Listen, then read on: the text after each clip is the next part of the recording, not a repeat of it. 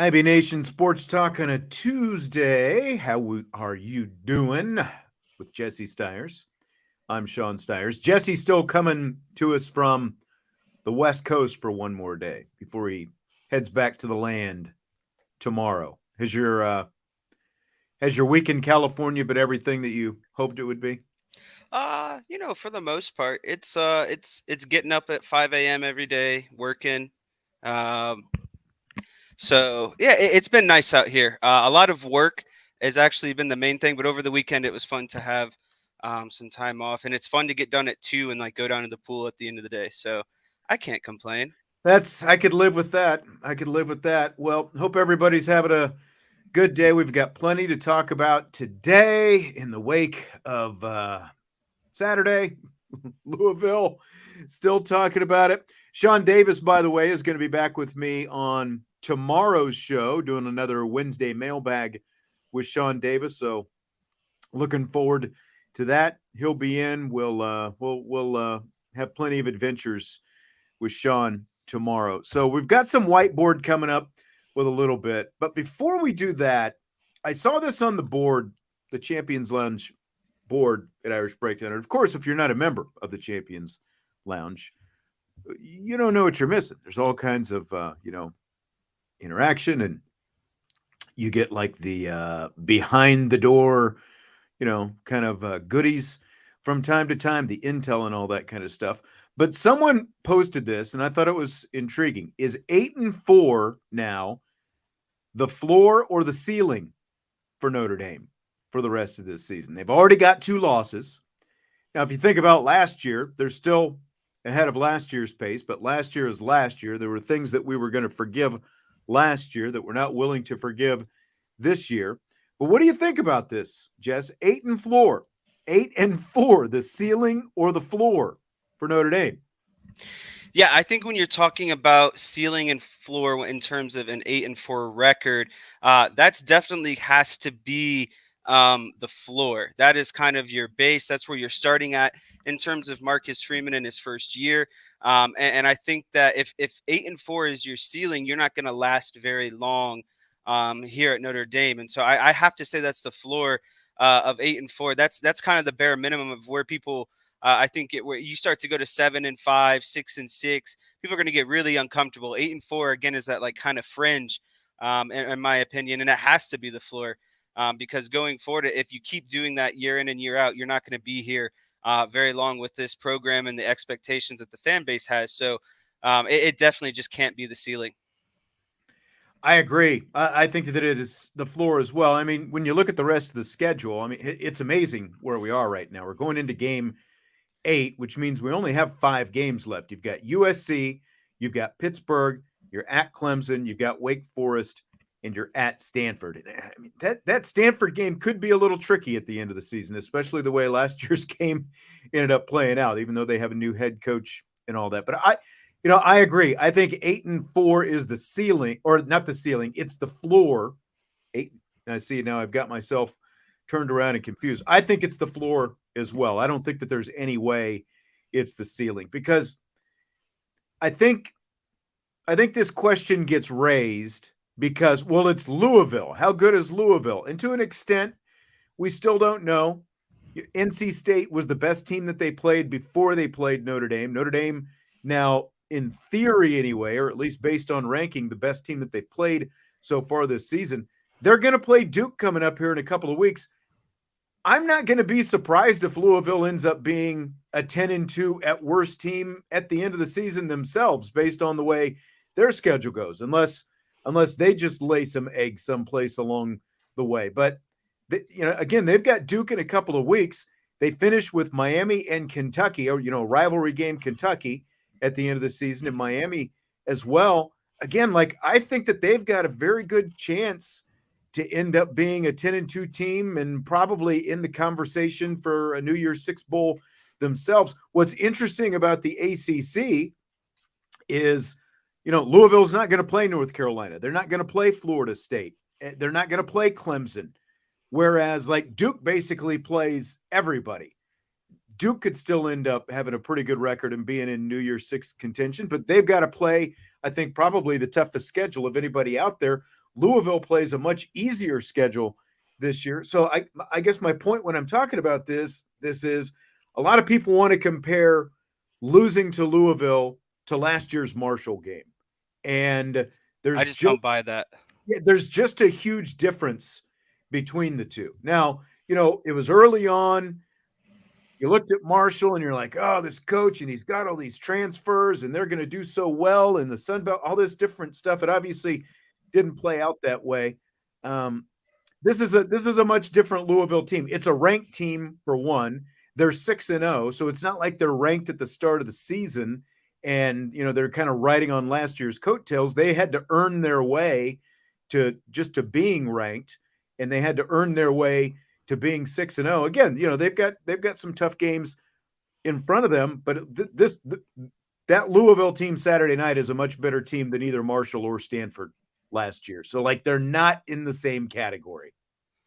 No, I don't think so at all. I would say that that this Louisville team is not even comparable to the Marshall and both Marshall and Stanford of last season. Both of those losses. This is a very, not I wouldn't say it's a great team, like an excellent team, but I think they're a really, really strong team. And like you said, if you look at the rest of their schedule, there's a good chance that they go, I would say 9-3 at worst and 11-1 at best. And if they're 11-1 and playing in an ACC championship, and then maybe even potentially sneak out an ACC championship, are they in consideration for the playoff? An 11-1 ACC champ that maybe beats, Florida State, who's been highly ranked all season. And so I think that, just seeing how things pan out, Notre Dame is potentially playing two teams now that are going to be playing in conference championships. Both of these teams have legitimate shots at making the college football playoff. And both of these teams are still undefeated,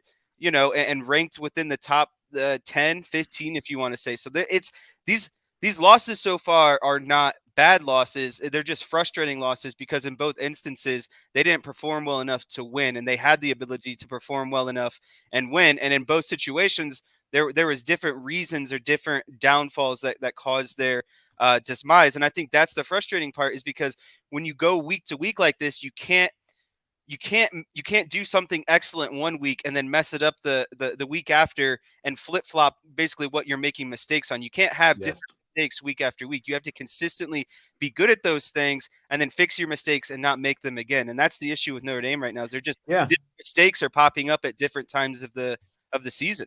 Like I said yesterday, they let the way the Ohio State game ended affect the next two games. It's really, they were fortunate to beat Duke, the 12 penalties and still a pretty inconsistent offense against Duke.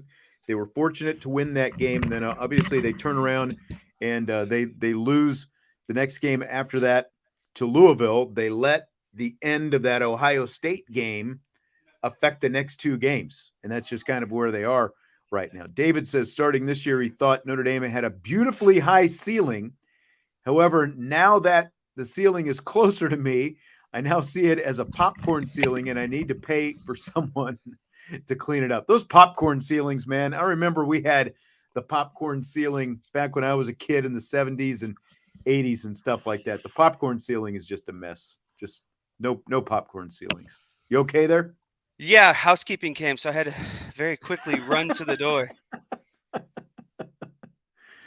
Oh, good times. Good times. Brian NY can't lose to both USC and Clemson. Again, I think that's the floor for Notre Dame, is if they lose both of those games. I'm still trying to work myself mentally into what to expect from this weekend's game against USC. Because, again, Notre Dame is going to have the best defense on the field Saturday night, but USC is going to have the better offense. But really USC, and I think you and I might have been talking about this the other day, really USC is Caleb Williams. Like, their offense is Caleb Williams.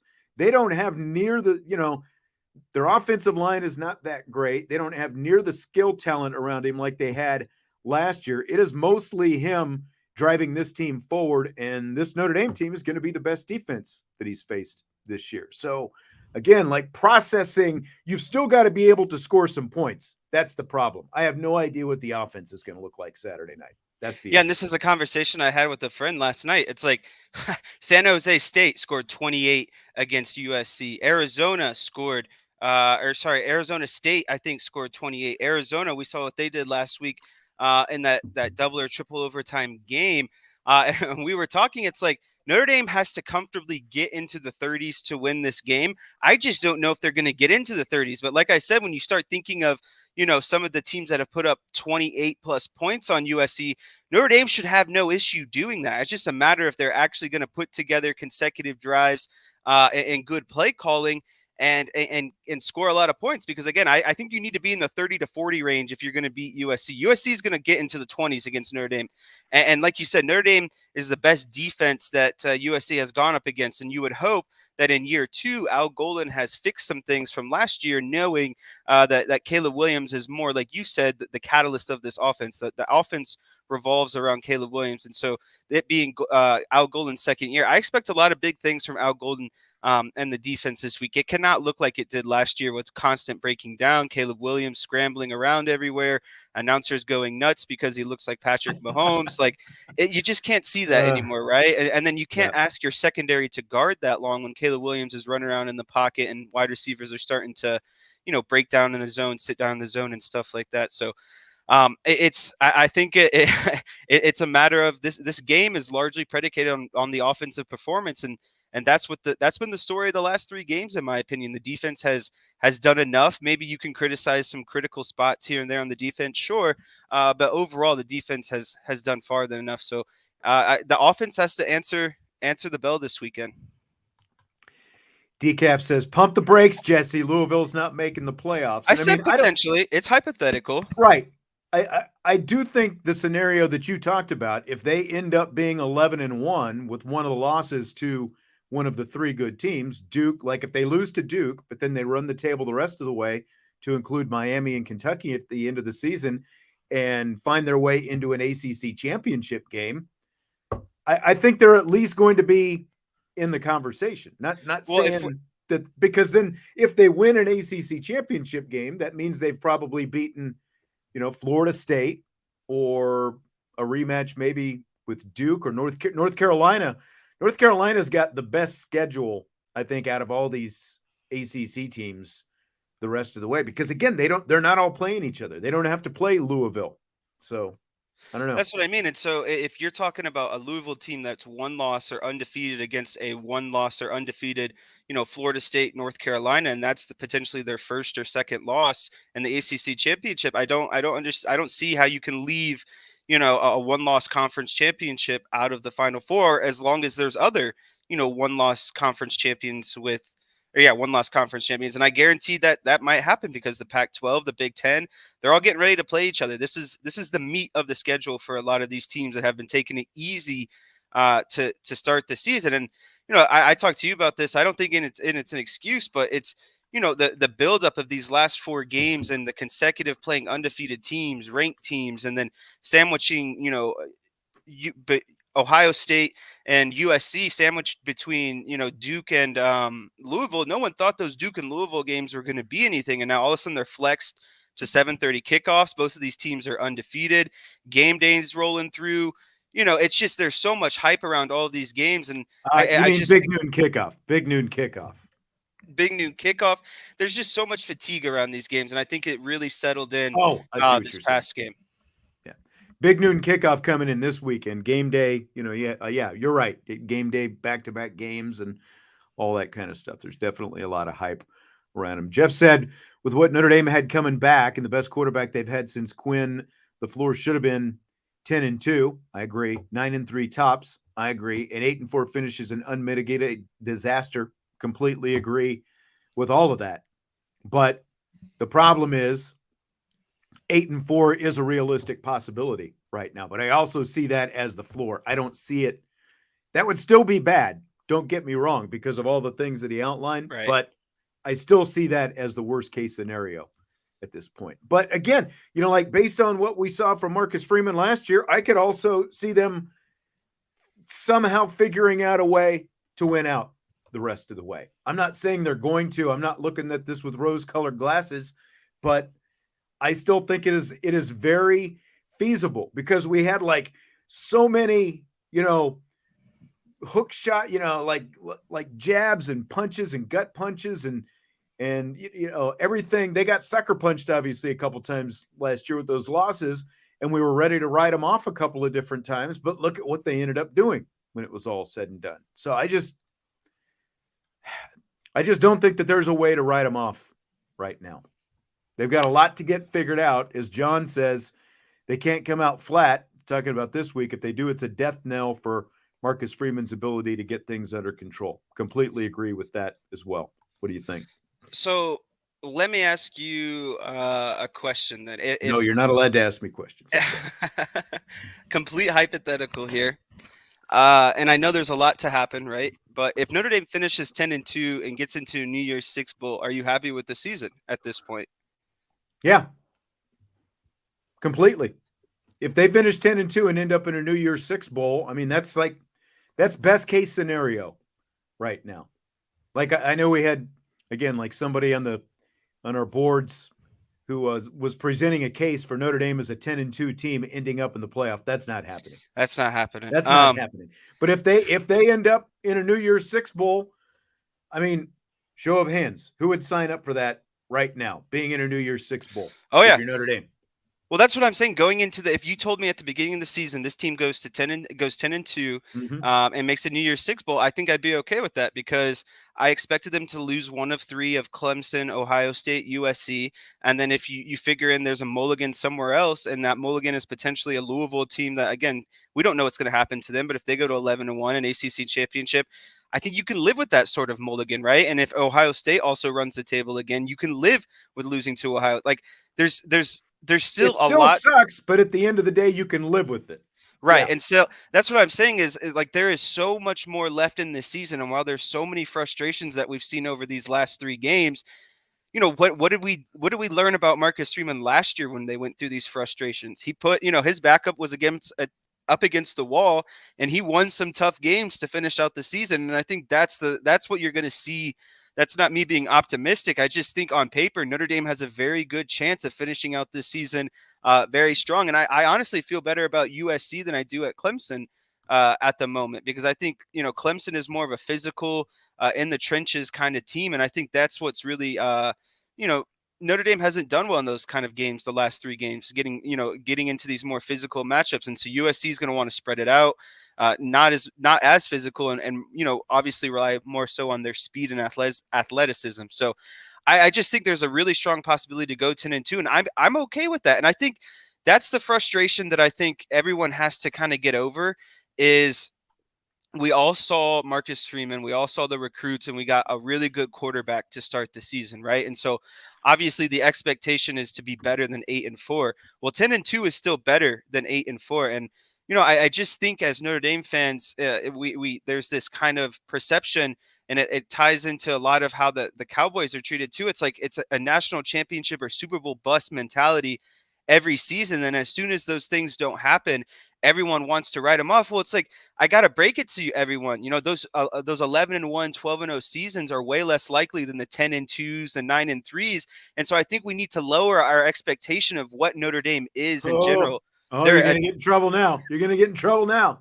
Notre Dame isn't. Saying you're going to lower expectations. Well, Notre Dame can't be expected run you out of here, Jesse, to be a 12-0 team every year. I understand shooting for that and striving for that, but if you fall at 10-2, that's still a successful season. That's still there's a lot of positive things that can come out of that, and you're seeing all these freshmen, young guys get on the field in the meantime. I just think we have to lower, and this is what I came to over the weekend. It really sucks losing these games because you want to believe and you want to go to for the national championships. But I think we really need to lower our expectations that Notre Dame falls between an 8 and 12 window every year. And as long as they're not consistently hitting 8, 8, 8, 8, I'm okay with 10 wins a year. DK says he wouldn't be shocked if Christian Velo and Pittsburgh knock off Louisville this week. Maybe. I guess we'll see. We'll see. Or see where Jeff Brom has the mentality of his team. But DK also says, Jesse, we're not the Cowboys. And, I would have to agree with that, DK, because the Cowboys, for as much as they get knocked, they have won a championship, three championships more recently than Notre Dame, actually. So, come on. But look, people are going to love him or hate him, and the expectation. Your point was the expectation for both of them is always going to be high because they're high profile and the passionate fan base and everything else that goes with it. Yeah, I'm not even going to get into that, Mr. 2.0. We're just gonna Did I hurt myself on that one? Just gonna pretend that never happened. Bryce, if Notre Dame joined a conference, would it be ACC or Big Ten? I know they have a deal with the ACC, bring back the Michigan rivalry. It's going to be the Big Ten if it happens, because that's where the money is. That and they'll find a way out of that ACC deal because there's more money with the Big Ten. That's where they will end up if and when that happens. I still think that is a long shot, but that's where it would be. Do you want to break out some whiteboard? Because I wanted to talk a little, like we were talking offense yesterday. Everyone is talking about the offense, the predictability of the offense. Marcus Freeman was asked yesterday about whether or not maybe his offense is too predictable, and here was his answer to that.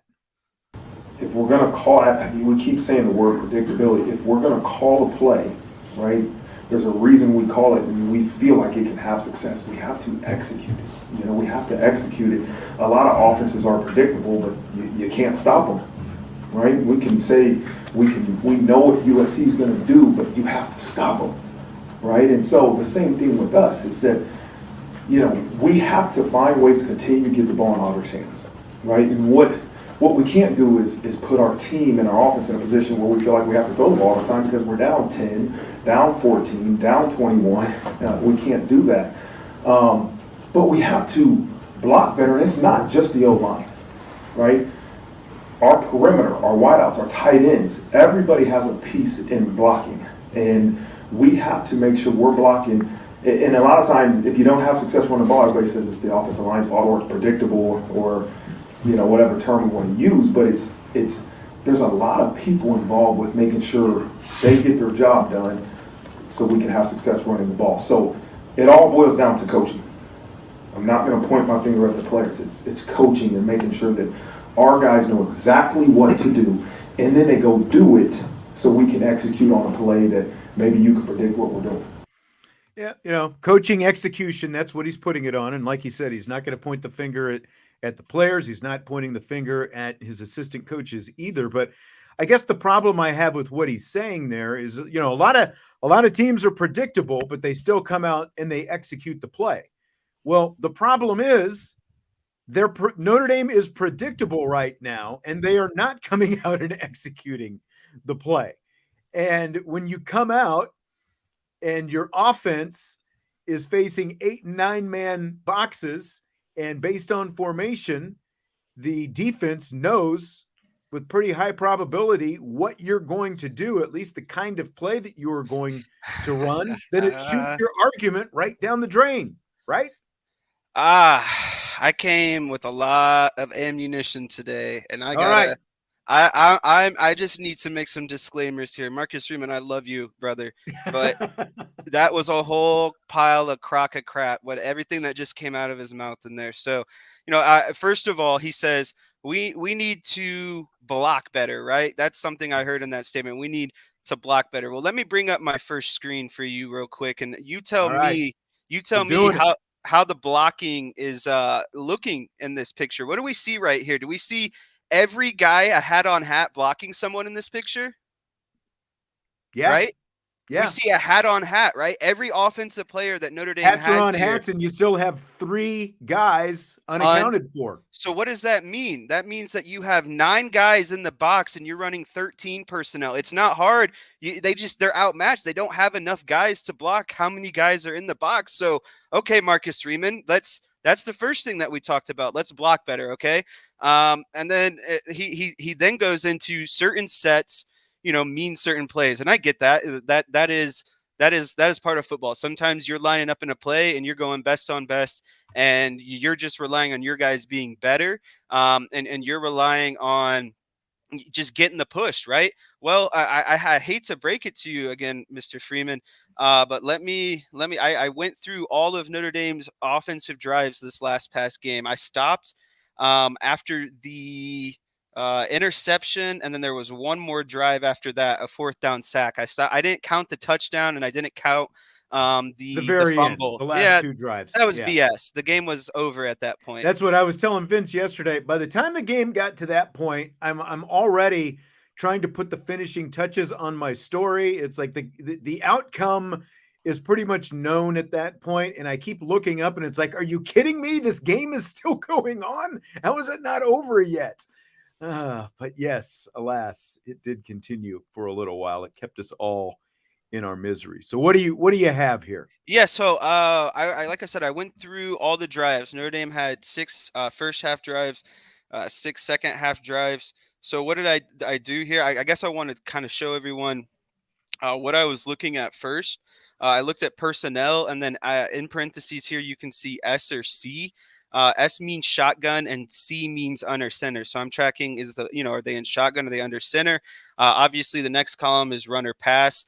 And then I threw in some pre-snap motion, and we'll get into that here a little bit later. And then I took the time to count how many players were in the box at the snap of the ball, right? And so Okay. we're looking at personnel grouping, we're looking run and pass, motion, and then the amount of players in the box, and then the overall net rate of the play. Did we lose? Did we gain? Did we fumble? Did we throw an interception? And so I wanted to compile some data here, and we will get into these now. So this is the master spreadsheet, right? Like this is all of the tracking to get down to the numbers that I'm going to get into real quick. And I want to kind of go, there we go. So you can't see them all at once. So let me kind of zoom this in and see if we can go one at a time. So total plays, 55. That's how many plays I tracked through the 12 drives. Out of those 55 plays, they ran motion 18% of the time. And wow. I just think that's an incredibly low amount of motion, pre-snap motion, because you start looking at some of the, and you might have heard this last night, or maybe watching the Sunday night football game. I can't remember what it was, but there was basically Miami, Kansas City, and one of the other top offenses in the league run pre-snap motion 75% of the time or better. So we're talking about the best offenses in NFL are running pre-snap motion 75% of the time. And then we look at a Notre Dame offense that's struggling, but has a ton of athletes, fast athletes, Rico Flores, Jaden Greathouse, Chris Tyree. And then Billy, if you're struggling too, you put guys in motion to maybe exploit matchups, get mismatches amongst your maybe you notice too many players in the box and you want to motion. There's things that you can do with motion. This is something that Dan Orlovsky actually tweeted about the other night, that Notre Dame's offense is incredibly stagnant and there's not enough pre-snap motion in it. I saw that tweet from Orlovsky, like after he had watched him. I think that was Sunday night maybe, or Monday morning, that he tweeted that. Just to make your point, 18% is an incredibly low number. What other data do you have, in terms of some other stuff that they've got?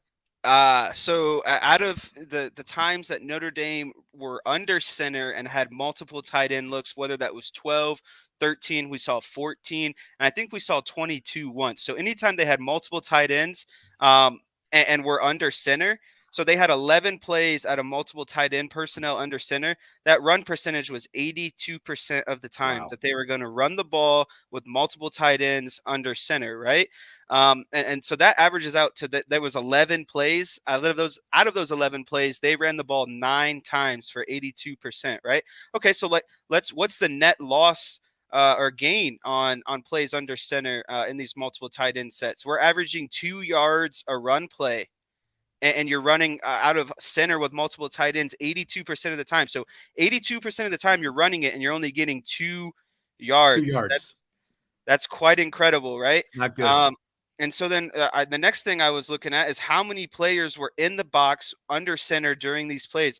they were averaging 8.6 players in the box when they're running all these multiple tight end looks. And you're talking about Louisville's defense, obviously. Louisville's defense, they had an average of 8.6 players in the box when Notre Dame showed up in 12, 13, or 14 personnel, and they ran out of that 82% of the time for 2 yards. So you're telling me there's almost an average of 9 guys in the box.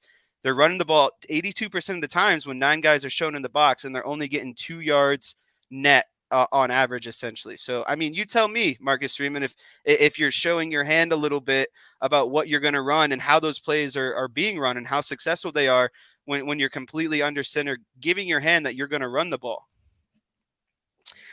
Next thing I looked at is I thought Jeremiah Love had a great game. I wanted to track how many plays he touched the ball and what his kind of average yards per play were.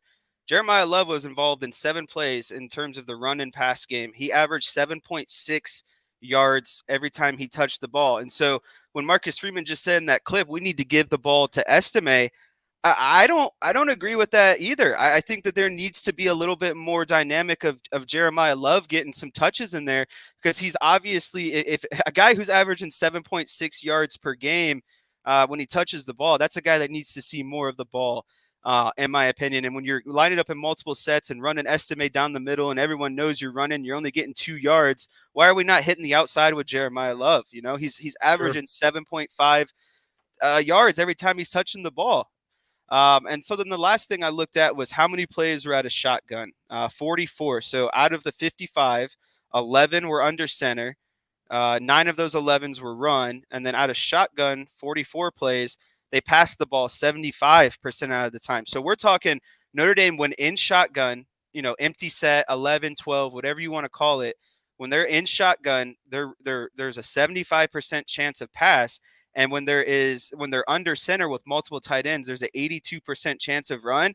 I think those are high predictability of you know what a team can pretty much assume 3 out of 4 times at minimum what's going to happen based on some simple alignments. And so I don't know, Marcus Freeman, you can say that that you're not predictable and all of those things, but your offensive coordinator is putting you in horrible spots on 3rd and short, 4th and short, getting under center and telling everyone that you're running and you're losing plays. You're horrible in 3rd and short. And that's what I was going to say, because then if you boiled it down even farther, like of those run plays, what's 3rd and short, what's 4th and short, and like if you dug deeper based on format, like those of those runs, those 3rd and shorts are going to be some of those, and they become even more obvious based on the personnel that you have on the, who the running back is, whether you're under center, all these different things. And you've got the extra tight ends. And that's what I always like with Tommy Rees.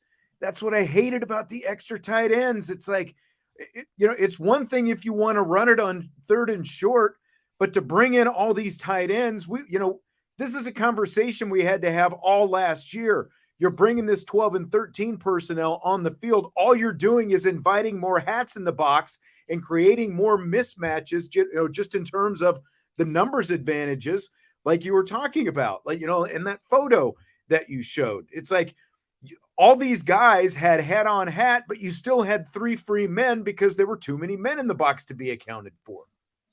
And it's all because of the way you're lining up with them. So way you're lining up and you're just tipping your hands before the play is even started, right? And so we started talking about the 3rd and shorts here, right? So drive 5. This ends in the Tyree fumble. 3rd personnel. It's 3rd down. We are under center. 13. A loss of 2, right? So that's a fail on a 3rd and short situation. Let's find another 3rd and short. 3rd and short. On this drive where Estime, it is 17-13 Louisville, right? This is a critical point in the game. Another 3rd and short. What do? They get a loss of 1 because they're, again, in 12 personnel. It was a common trend of tipping your hands, and especially on the 3rd and shorts and the critical downs. And it just made life so much easier for Louisville. And I really didn't understand it because they came out of the gate passing, right? Like that's what was going to beat Louisville. And they had a little bit of success. And all of a sudden, Sam Hartman throws one bad ball and it's time to just abandon everything almost, it feels like. Well, but even that, like when you look at that play, I really question the play call. You had one receiver in a man-to-man situation, and there were no other receiver. It was basically like that was a one read throw. Like he was just going to throw that as a jump ball no matter what happened, and it happened to be Rico Flores over there. So like it's like, why Rico Flores in that situation? Why was that the only wide receiver out there in that situation? And then again, just because that happened to be an interception, you completely abandon that game plan and you try to go to something else, and it obviously never worked the rest of the night. Yeah, unfortunately, and I think the big thing and the last thing I'll kind of share here is like an actual play. This is the Faison touchdown play, and I'll tell you why I really like this play, because what Notre Dame was able to do here is they were able to essentially, first of all, you have to look at the formation. This ball is, on the left hash. They're in 11 personnel with the tight end to the boundary, running backs to the field side, and 3 wide receivers to the field side. Faison is in the slot in this play, and the reason why this play is so successful is because Notre Dame was able to kind of bunch it in here, right? Like technically, you kind of have like 7 guys in the box between, the 5 offensive linemen, the tight end, and Faison. So what does that mean is Louisville technically had to commit that many kind of players to the box as well. And so what that allowed for was basically kind of man to man here on the backside. And basically, what Notre Dame was able to do in this play is just kind of flood out some zones and make one of these cornerbacks ultimately decide what they want to do. And so when Faison is running this deep kind of over route, and then the tight end is also sneaking out into a pass over here, you have basically the free safety has to decide, okay, do I help down low on the tight end, or do I let this guy kind of go over the top? And he'd never seen number 80 before, so he's like, oh, of course I'm going to take the tight end. Right. And so when you load it up like this and you make Louisville kind of commit this many players to the box, you're going to get basically one-on-one everywhere else. And then you run one man and into like a zone area where 2 guys kind of have to decide what's, do I take this guy or not? And they end up passing him off, and it just allowed enough time for that ball to get over the top of the, the defensive back that's running underneath it. So I don't know. Like that was clearly a concept that kind of worked. And I guess the biggest frustration on top of some of the stuff that we just talked about is Jared Parker really didn't seem like the second half was worse than the first half. They didn't do anything in the second half to try to find things that were working for them successfully and keep doing them over and over. They just kept lining up under center and 3rd and short and losing yards on every pivotal 3rd down. I just don't understand how when you're seeing these 8 and 9-man boxes, they're not just automatically throwing more. It seems very simple. Like Notre Dame's receivers and tight ends should be able to win, at least 70%, I would think. But I don't know. I just think I just want to bring these up one more time just to kind of look at. I think these numbers are pretty damning, to be honest with you. Like, and there's nothing. That's the hard reality about the numbers is they're never going to lie to you. An under 20% motion rate. Listen, every staff has a guy who is crunching numbers like this. Like Bill Belichick, when he is breaking in, like the analysts and, like all those, everyone who ends up being an assistant coach on Belichick's staff has worked their way up, and where they start is in a film room, and, like they'll be assigned an opponent, and they basically crunch all these numbers like this on every game an opponent has played so they can get this kind of statistical data.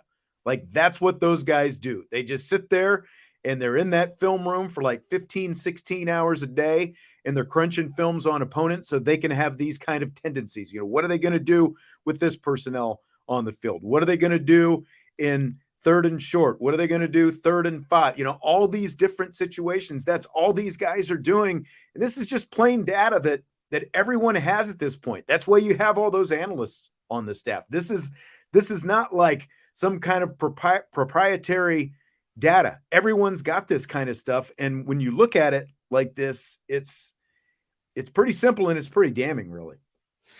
Yeah, and that's ultimately at the end of the day, I get that, and I get it. Marcus Freeman isn't just going to sit there and throw his coaches under the bus, but Right. there's just got to be more accountability before you kind of just go out there and say stuff that's not, this isn't on execution. This is literally play calls on certain moments in the game where it's 3rd and short, it's 3rd and 5, and your play caller just isn't calling the play that's giving your offense the most what's the word, the highest chance of success rate, essentially, right? Like, I showed that picture. He talked about blocking and execution. Well, everyone blocked, everyone executed. The offensive coordinator called a horrible play with 9-10 guys in the box, and there was no audible to check out of it.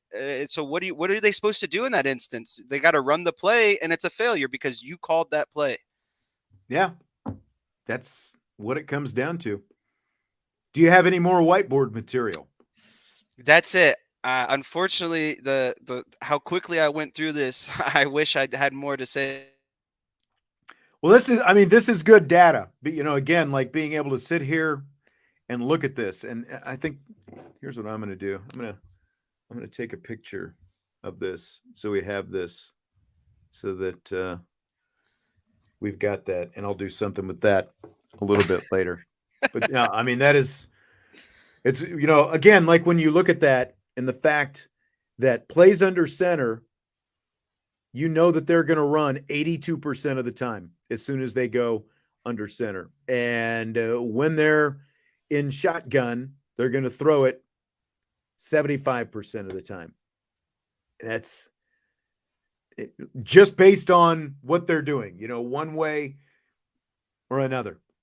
Now, granted, it's just one game, but it became very obvious what they were going to do. And it became very obvious that Louisville knew what they were going to do.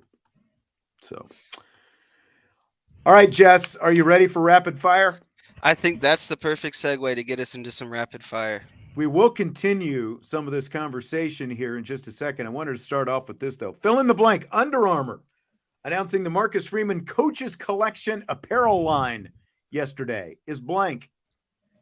I'm so glad you started with this question because I felt so bad running Marcus Freeman down like that. But I am so excited for this coach's gear because I think Marcus Freeman, this is like what we've been talking about, right? Like we see Marcus Freeman, wearing all this gear and then everyone's like, where can I find it? Where can I find it? And it's never in the store. Well, now all of a sudden we get it, right? Like we understand what they were doing with this. They were making this a coach's line. It was limited.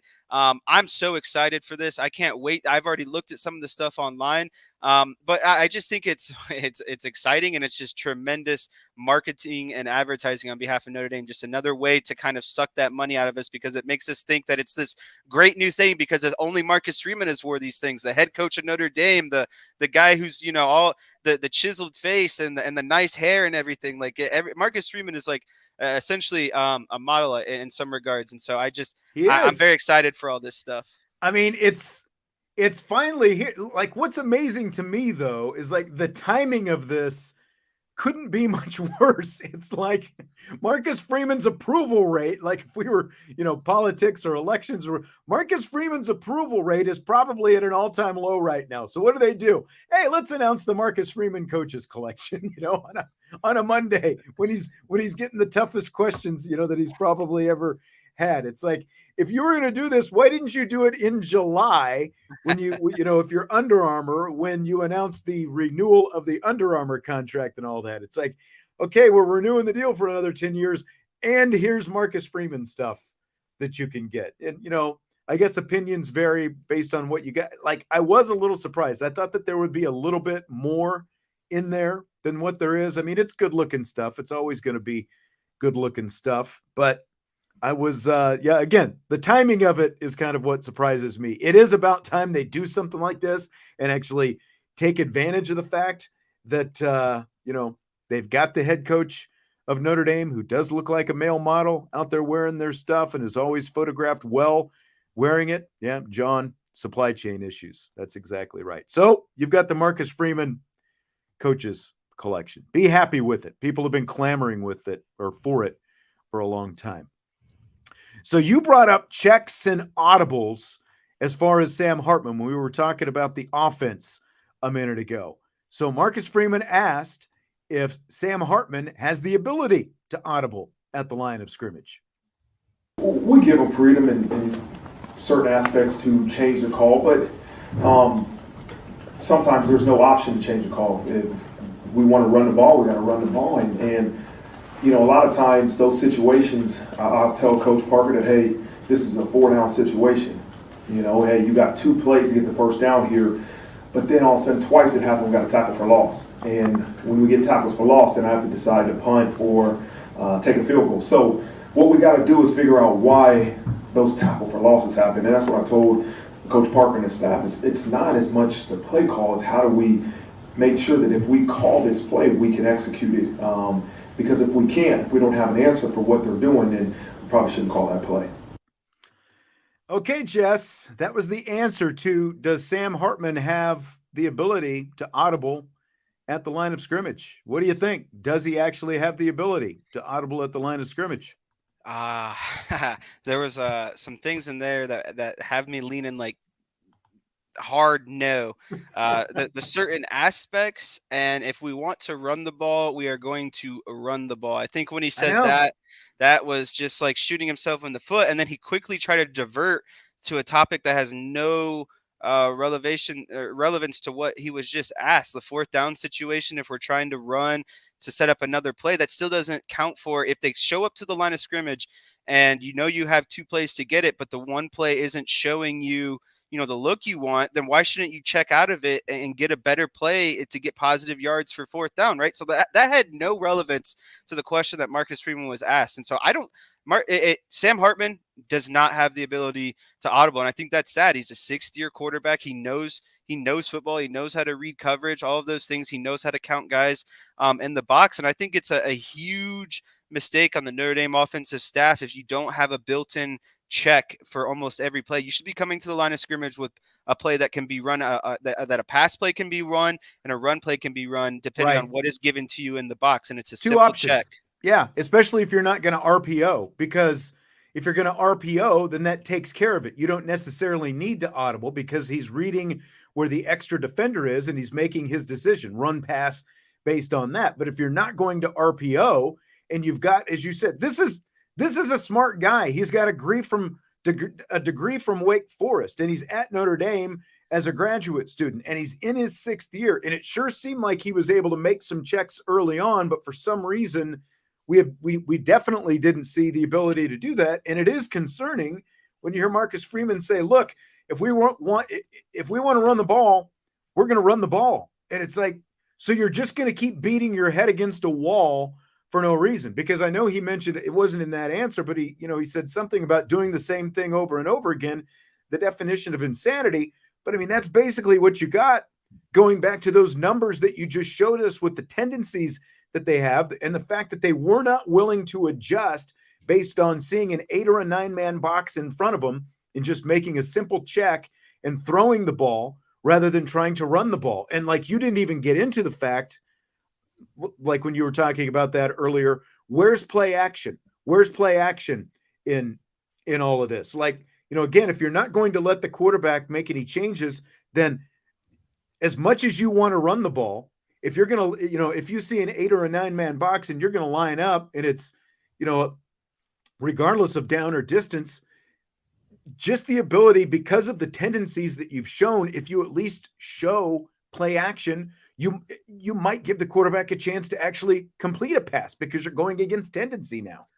Well, yeah, it's like if you come out, if you want to run those 12, 13, 14 sets under center so bad, well, have a simple freaking check where you go, I don't know, Pacific, meaning you're going play action and you're rolling out and hitting the tight end on a boot, because if they put 9 guys in the box and you sell out a run, I guarantee that boot tight end amongst Stays, Raritan, Evans, one of those guys is going to be open. You can just dump it down to him. I don't understand why on every 3rd and short, it's not even a play action. It's just run it into the belly of the beast and hope something changes. And it's just not working. And it's a simple check of coming to the line, noticing 9 guys are in the box when you're trying to run a play, and just sneaking a couple tight ends out. It's really not hard. And I don't understand how these guys, Al Golden talks about all the time defensively how he loves coaching here because the players are different. They're smarter. They can comprehend more. They're able to learn on the fly. They're problem solvers. Well, why can't the offense do that? It's not that hard. They ran play action 6 times in total against Louisville the other night. 6 times. And it's just, again, like, I don't know. There needs to be some simple adjustments. We did see more scan offense the other night, which is Notre Dame should have abused Louisville in the slot with Faison and Tyree and the tight ends all night, depending on if you wanted to get vertical and speed it out, or if you just wanted mismatches with your big tight end over the middle of the field. They should have just abused them, and they didn't do that at all. They just kept doing the same stuff. Yeah, it's going back to all these different personnel packages, and I think it's a bit disconcerting to see all these things popping up at this point in the season. So something else that was new, the Irish rotated offensive lineman the other night in the game. Here's Freeman's evaluation of that experiment. The performance of the offensive line was decent. We got to get better. That's the reality. We got to get better, and we had a plan going into that game to roll guys and to see if we could elevate the play as a whole. I was really pleased with the way Zeke stepped up and was challenged, obviously, from the week before with a couple false start penalties, and he really stepped up. The guards were solid. We have to continue to get better, but across the board, we have to continue to improve. And so I can't say it was great. I don't want to say it was terrible. It was just, it was solid, and we've got to get better. Solid, but they've got to get better. That's his evaluation. What do you think of the offensive line performance? I thought the offensive line performance was their worst of the season. Sam Hartman and passing downs where he needed to get the ball downfield. Granted, maybe the play design wasn't great and no one was getting open, but a lot of times he didn't even have time to sit back there and throw the ball, right? There were blown blocks on run plays. There were blown blocks on trying to pass protect. I saw Jabron Payne completely, not. I know he's not offensive line, but he didn't pick up a block. Like, just the overall, the blocking was not great from the offensive line the other night. And then, I wondered during the game why they were rotating guys, and it made me mad. But, hearing that different guys were kind of dealing with different stuff throughout the week, and then Blake Fisher's kind of hand popped up in the game, like, it's more understandable why they started to, rotate some guys in and out. I thought they were just doing it to do it. So that's more excusable for me. But overall, I thought the offensive line's performance was like a C-, to be honest with you. Yeah, at best. 5 sacks. And again, like you said, and like he said, there's more to it than just the offensive line. There are running backs, there are tight ends. I know that there was one actually, and I thought Joe Alt, surprisingly, that was the worst game of his career, I think. To be honest with you, slammed on that one play. It was more than one play. He got blown past on another. I don't know if there was, Marcus Freeman kind of hinted at this. They need to simplify maybe some of the blocking schemes. Maybe there was too much going on, and that led to some confusion. I don't know how much that goes to Rudolph at the end of the day.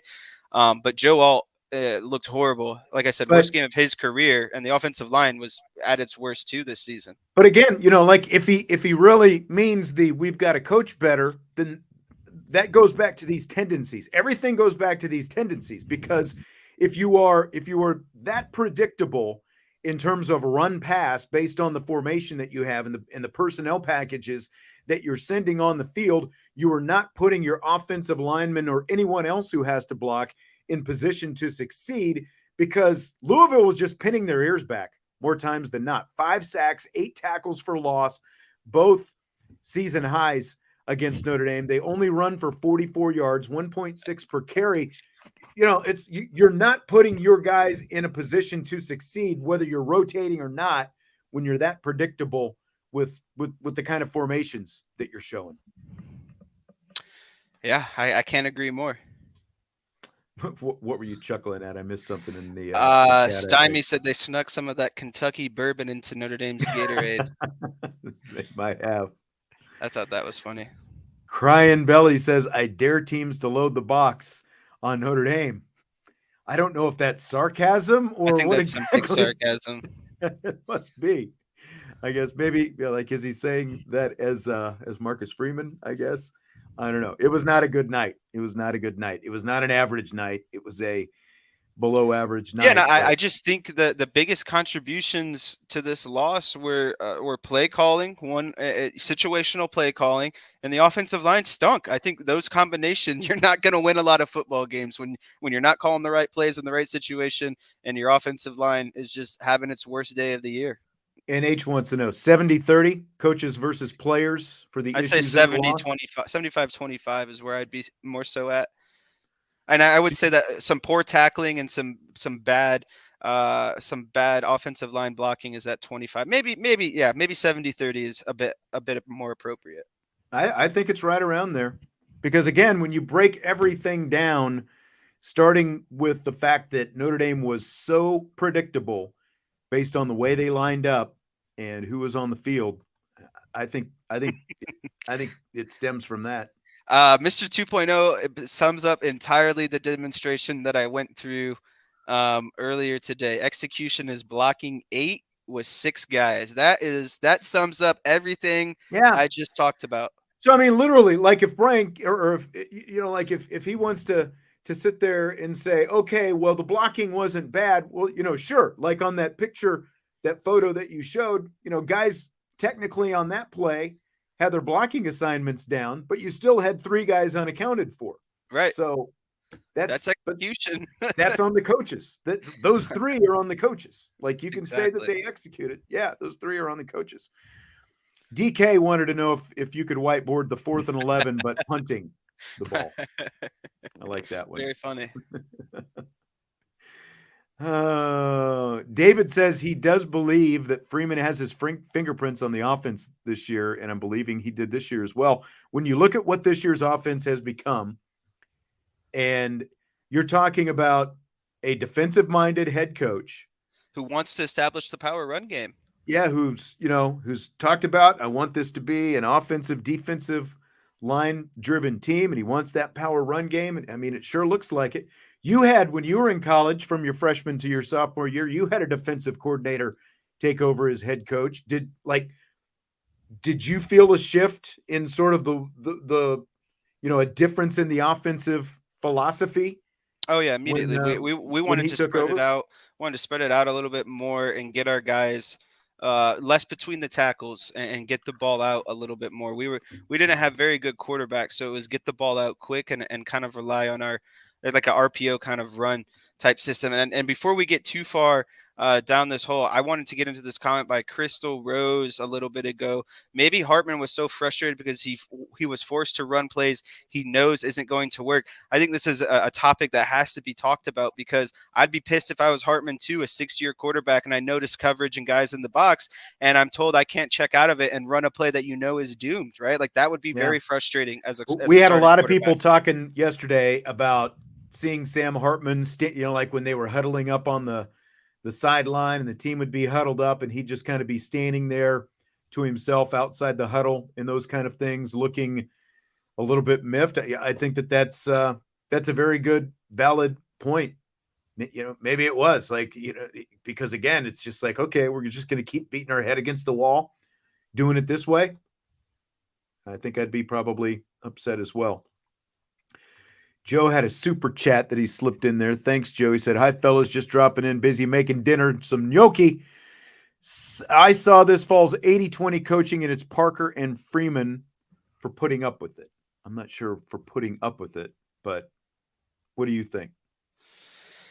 I don't know exactly what he means by putting up with it, but I think the majority of the coaching mistakes came down to Parker and Freeman at the end of the day. And so I'm comfortable to lean on, at least 70% of the mistakes made were coaching related. And if we want to get specific on the coaches, it's Freeman and Parker.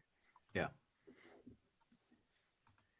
Joe followed it up. His biggest frustration is why bring in a veteran quarterback if you're not going to let him run the offense? Yeah. And that's Vince and I were talking yesterday. Like at this point, where you are with what you're up against, you've got Sam Hartman. We saw what Sam Hartman can do early in the season. and you're going to have to score some points against USC. I would just let Sam Hartman cook the rest of the season. I would just let it fly, you know. And I'm not saying you're just going to abandon the run game. That's still going to be a part of your run game, but it's almost you need to flip this in reverse, kind of back to where they were early on. Let the pass set up the run a little bit more, and let him let it fly. You know, like the slot receiver and the tight ends, like he can make a living with those guys. With the Absolutely. kind of, you know, he can make a living with that group right there, with what they've got. Great House, Tyree and Faison, Mitchell Evans, Holden Stays, and you're going to throw Raritan in there. He can make a living with those guys. Just let it fly. 100%. Speaking of Jordan Faison, he is now a scholarship football player, and I asked Freeman about him yesterday. I tried to play this yesterday, but I lost the soundbite. So here is Marcus Freeman on the newest scholarship Notre Dame football player, Jordan Faison.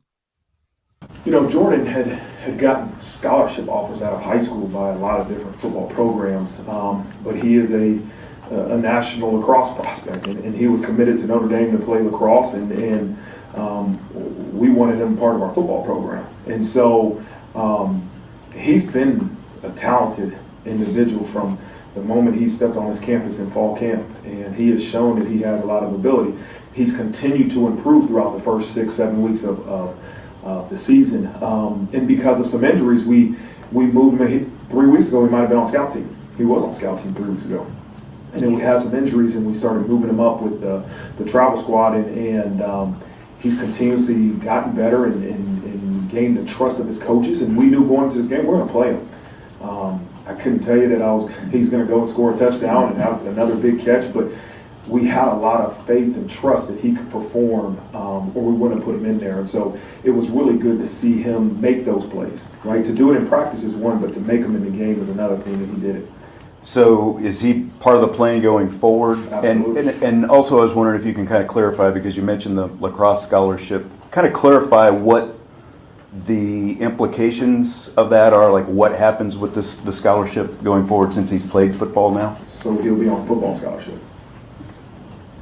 moving forward. So Coach Gordon doesn't have to worry about that. So that's what that means, is that he's on football scholarship. But he's still playing lacrosse too? Yeah. Oh, yeah. Okay. Yeah. All right. So there's Marcus Freeman on Jordan Faison. Before I get to the question for you here, Jess, that I had, Major Payne wanted to know, how many snaps was Faison on the field? Did you happen to count snaps for? Not for all the Faison. players? Okay. I mean, it wasn't. I think it was maybe 11 or 12. I might have seen that someplace. It wasn't a ton, but obviously he made 2 big plays in one drive, and then we didn't see him again, unfortunately. What kind of impact do you think that he can have on this receiving core? Specifically, I think that he could have had an impact mightily on last game, and the reason why is because Notre Dame needed to tear up Louisville with those slot guys, with Faison and Tyree, quicker guys in the slot, like I was talking about, maybe getting downfield a little bit and then using tight ends in the slot if you want to go shorter and more underneath. And so I think he provides a boost because he can give you, he's basically a Chris Tyree, right, at the end of the day. And so it's good depth of adding another fast and speedy player who can come out of the slot and really stretch the field for you and open up some things more underneath. And what I would like to see more is a little bit more of, Tyree and him and these tight ends in an RPO game potentially, and using them to get, street guys downfield, have a tight end route as an intermediate route underneath, and then obviously the option to hand the ball off in the RPO scheme as well. And so I think he can be a boost. It's just a matter if they want to get him in there and really exploit the matchup and the mismatches that he can create. Yeah, I think so as well. But, kind of like you said, when you've got Chris Tyree and Jaden Greathouse as other potential slot guys, I mean, there's still different things you can do. I mean, if you have, if you're multiple with your receivers, I think the thing is sort of maybe just narrowing they're, again, as we talked about, they're fairly predictable. You can narrow down what the formation looks like, but just run different things out of it and move the guys around and accomplish just as much, probably even more at this point than what they're doing with so many different, packages and stuff that they're running out there. I mean, the guys got speed. We saw some of that the other night. Chris Tyree's got speed. The biggest question I think is what they can get from the outside receivers, because that's just something that we still haven't seen so far. I think Faison catches that ball that Tyree dropped as well. I don't doubt it. I know that's easy to say now, but like if I had to, and I'm not trying to get too far off track here, but if I had to boil down that game, specifically the second half, because I mean, it was 7-7 and the Notre Dame took a 10-7 lead, like with 8 minutes left. And like there was, that game was relatively close, like 75% of the time. And the Notre Dame just melted down at the end. I think the Chris Tyree play started it. The Maris Leofau face mask. Yep. Continued it, and Sam Hartman's last ugly interception is what kind of put the dagger into the coffin. And so you start looking at those two plays, game-changing plays. Tyree's got to catch that ball. And I know it was a little off to the other shoulder, but I don't give a crap. It hit him in the hands. It's in stride. He walks in for a touchdown. That's a completely different momentum shifting game. And I don't think that play was often talked about enough, but that falls under, again, some of the player mistakes in that kind of 70-30 ratio we talked about. But it's just, I think if you're going to play Faison, you have to be able to do stuff to get him into motion, because we just saw the lack of motion, only 18% last game, and put him and Tyree together on the field, make it harder to guard some of these shiftier, more dynamic guys. I guess what I'm saying is, if you're going to play Faison, if you're going to bring him on scholarship, then let him play and design some personnel groupings around him that really, allow him to shine. Maybe like you see him, Tyree, and Greathouse all on the field at the same time in like a trips bunch formation. There's just so much you can do, but you have to be willing to do it.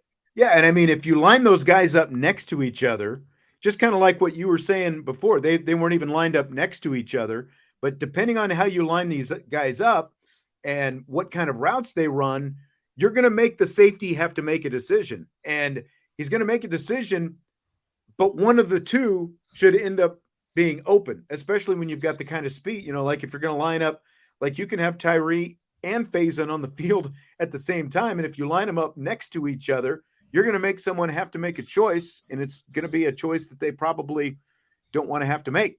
So you're exactly right there. I mean, there are a lot of different things you can do. It's just a matter of how creative are you going to get and how much trust are you going to put in your quarterback, because you bring in a sixth-year quarterback, you got to have more trust in him than what they've shown these last couple games. That's right. Crystal wants to know, with Faison, moving up, who at this point is on the scout team. So I was going through, I mean, they still have plenty of walk-ons out there. They've got Chase Dixon, Griffin Eifert, Henry Cook, Jack Polian, Leo Scheidler, and Alex Whitman out there. So, I mean, they've still got some bodies out there. You don't have to worry about that, but yeah, there's enough guys for the scout team right now.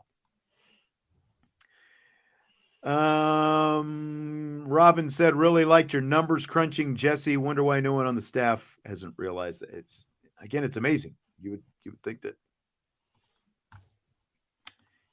they would have that, but apparently they don't. Fill in the blank, Jesse. It's blank that the Jets beat the Broncos after Sean Payton trash-talked former Broncos head coach Nathaniel Hackett, who, of course, is now the Jets offensive coordinator. He said, of course, remember before the season that Hackett did the worst coaching job ever last year with the Broncos. It is karma-filled hilarity is what it is, because of exactly what you just talked about. Sean Payton wanted to run his mouth about how Nathaniel Hackett completely botched the situation, and it was the worst coaching job ever. And then what happens? Sean Payton turns around and loses to a Zach Wilson-led Jets team at home. I am so glad that this came back to bite Sean Payton in the behind, because there was just simply no reason for this. I said it when we talked about this at the beginning of the year. There's no reason to send shots like this, because you're just teeing yourself up for situations like this, to be embarrassed after sending shots at someone for no reason. I completely agree. And the more I look at what Sean Payton is doing right now with the Denver Broncos, the more could be worse than last year. Maybe he turns this into something a year or two down the line, but he was expected to come in and have Russell Wilson like he was going to be this quarterback whisperer and turn Russell Wilson's career back around. And the more I look at Sean Payton, the more it's like, everyone talks about Tom Brady and Bill Belichick, who's more responsible. Like Sean Payton had Drew Brees at the end of the day. And he also only won one Super Bowl with Drew Brees. But people act like Sean Payton is this genius. I think that Drew Brees needs to get a heck of a lot more credit than what he got for what was happening there in New Orleans when those two were together. Especially when you look at where they were. I don't know. So I think you're absolutely right, though. It's big time karma, and it came right back to bite Sean Payton in the mouth. And the fact that he fired his mouth off, knowing that he was going to have to play these guys, come back around, I think he got what he deserved. I think he got what he deserved for sure. So, Jess, I have saved this until the end of the night. I know we've got a few other random Cowboys fans in here now and then, but I have saved it for the end. How do you feel about the Cowboys after their loss to the 49ers Sunday night? I feel pretty demoralized because, I you look at the outcome, and that's what it is, right? But it was probably the worst performance by Mike McCarthy, Dak Prescott, and their entire careers at being,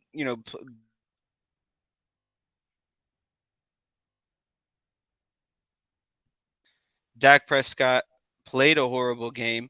And really the demoralizing part is, this is a considered rivalry now, right? Because the 49ers have knocked out the Cowboys twice in the playoffs now. And so this game was kind of like, if you lose, you lose. Like the 49ers have one of the best rosters on offense. I mean, look at their weapons. They have Ayuk, Deebo Samuel, Christian McCaffrey, and George Kittle, right? Like those are, and then you have probably one of the best play callers and play designers in the NFL, and Kyle Shanahan. And then you look at the defense, Fred Warner.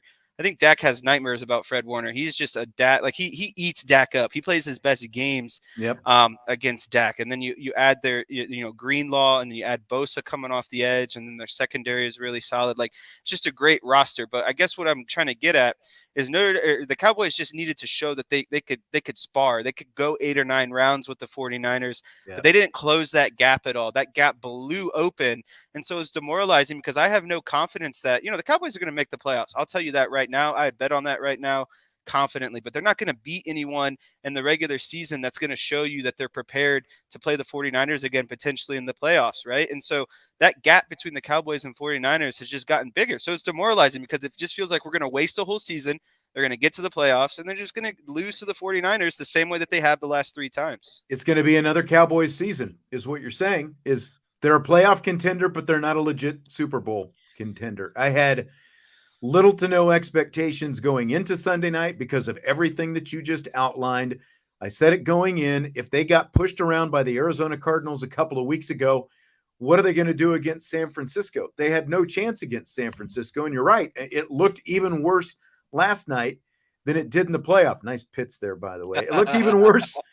Yeah, it looked so can things change over the course of a 17-game regular season? Of course they can. There's still a lot of football to be played, but I just am very doubtful. It's going to be the same old Cowboys. They'll feast on teams that are not that good against average teams. I even am a little bit concerned about the Chargers game this weekend, but again, they're a playoff contender. They're not a Super Bowl contender. And I am much more out on Dak right now than I have ever been at any point. Like for a veteran who's been around as long as he has, I saw somebody said it. Yeah, I saw somebody said it earlier. Dak is a great person, but I'm losing faith that he is ever going to be the guy to push. Well, the thing is with Dak is as soon as he gets down, he's not going to beat you. He's not going to beat you coming back, because when he starts pressing is when he starts throwing interceptions, when he's got to push the ball downfield more and be more of a quarterback and not rely on that run game as much and just straight drop back pass. He's just not good at it. And that's ultimately what it is. Yeah, Joe wants to know if they'll beat the Birds. I mean, they It's a drafted much Mozzie better Smith. matchup. It's a much Yeah. better matchup than the 49ers. I think so too. And they split with them last year when each team's starting quarterback was out. I think these games can be competitive because the Eagles have shown that they've got some questions themselves. Their offense has been very inconsistent this year for having what they've got back and adding DeAndre Swift. It's just like very sluggish for a long time, and then all of a sudden they hit a couple of big plays and it's into the end zone and so it's been very inconsistent. And I think that Dallas defense can contend with that. It's going to be a matter of what Dallas's offense is able to put up. I see a split for the two this year, and I think we're about a month or so away from the first meeting between the two, so that'll be coming up here pretty soon. I need as Joe well. to get rid of that message. Tony Romo was a far better quarterback than Dak Prescott. Yeah, That no hurts kidding. to see. No kidding. Give Tony Romo the offensive line and the run game that Dak had his first 4 years, combined with Romo's passing ability. My goodness. I mean, that's the shame of the injury to Romo, because they were building that offensive line, and Zach Martin was the final piece to get that offensive line in place, and then he breaks his back in an exhibition game, and he never got to lean on that offensive line and the run game. And like Romo, talk about fourth quarter, like Romo is still one of the NFL's all-time leaders in fourth quarter comebacks and all that. Like, he gets knocked because of his interceptions and not coming up big, but he had like in his prime when the Cowboys are like in that 07, 08, 09 range and in that area, like he didn't have the skill talent around him. He didn't have the offensive line around him, and he didn't have the defense either. And Dak's had the benefit of so much that Romo never had. Dak is the better leader, but Romo was the better true quarterback. There's no doubt in my mind about that. Oh, yeah. And someone else just said the Cowboys lose every time Notre Dame does. That's what my kids told me. I swear that is more true than anything else. When one of them get embarrassed, it's almost like the Ohio State game, and then the Cowboys got embarrassed by the Cardinals, and now the Louisville game, and the Cowboys got embarrassed by the 49ers. And, to top it all off, both those things happened this weekend, and my fantasy teams went 0-4. So I was 0-6 on the weekend this past weekend. Yes, that's right. Aaron, Romo always good until he got a girlfriend. That's right. Jessica Simpson. Let's blame Jessica Simpson for all of the Cowboys' woes for the last decade or so. Not Jerry Jones. All right.